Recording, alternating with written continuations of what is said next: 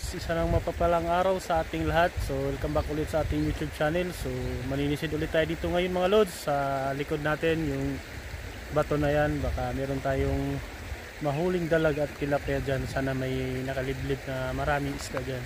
Kaya sisirin natin ngayon mga lods. Samahan niyo po ako sa aking fishing adventure.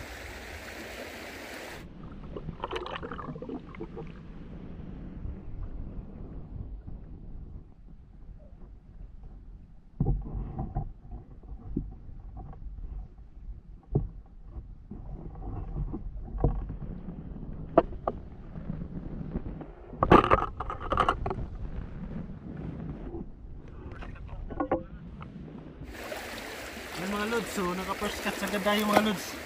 Pwede na to mga lods, malaki-laki na rin. Jackpot, unang sisid natin, huli agad.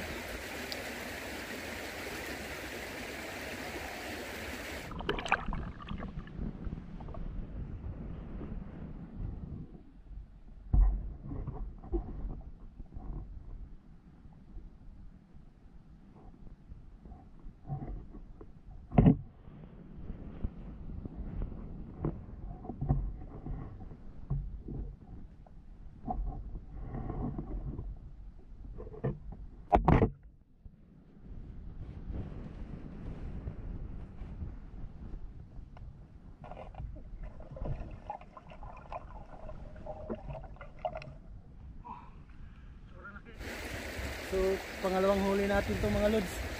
Sobrang daming tilapia dito mga lods. Dito lang pala nakatago ang mga tilapiyang marami. Grabe, di ko akalain. Kasi huli natin, nakadalawa agad tayo. Yan o, laki. Ipunin lang muna natin ng sa taas mga lods.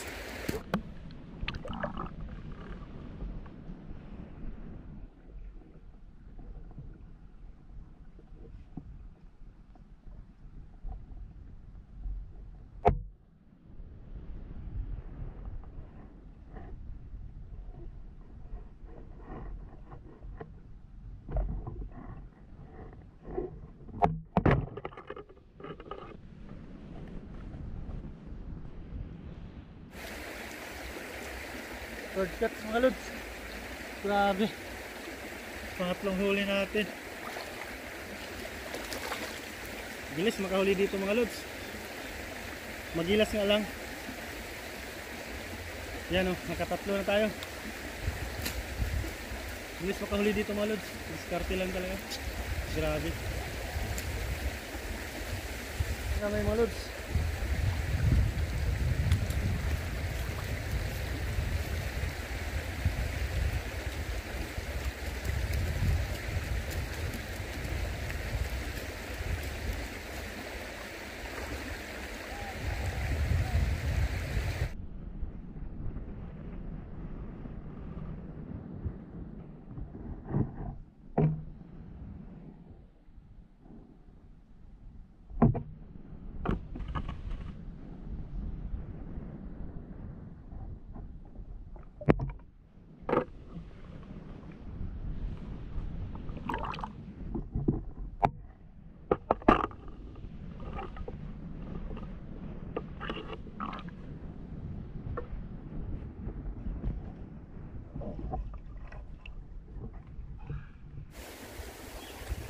Apat natin na huli mga lods. So napaka-basic naman huli dito. So apat agad tayo. Laki-laki na. Good size na siya mga lods. Yan mga lods, ito na yung nahuli natin. Nakatuhog na mga lods. So lagay natin dito para presko sila mamaya.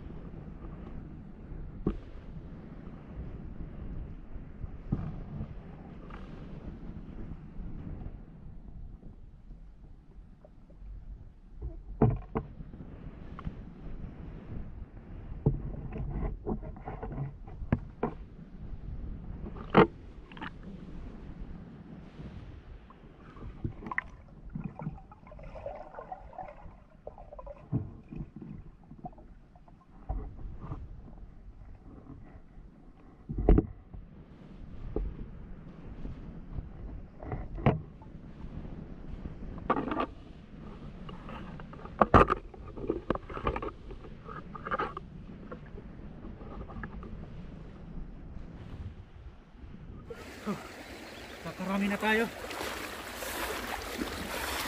Mga good size tilapia mga lods. Yes. Gusto na makakahuli dito. Na makakarami tayo para marami tayong mauwing ulam.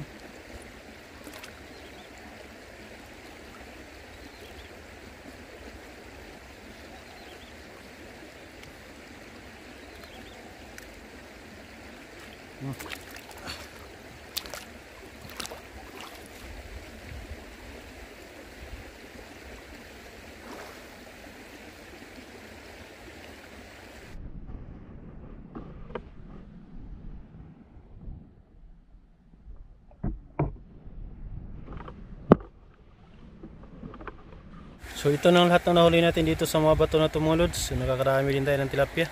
Ayan o, nalapad na tilapia yan. Grabe, jackpot tayo dito sa spot na ito mga lods. Sobrang daming nakalibre pala na tilapia dito. Ayan o. Ito na lang po mga lods, hanggang sa susunod muli ng ating pagbablog. At sa di pa nakasubscribe, huwag niyo pong kalimutan mag-support or mag-subscribe sa ating YouTube channel. Maraming salamat sa inyo mga lods.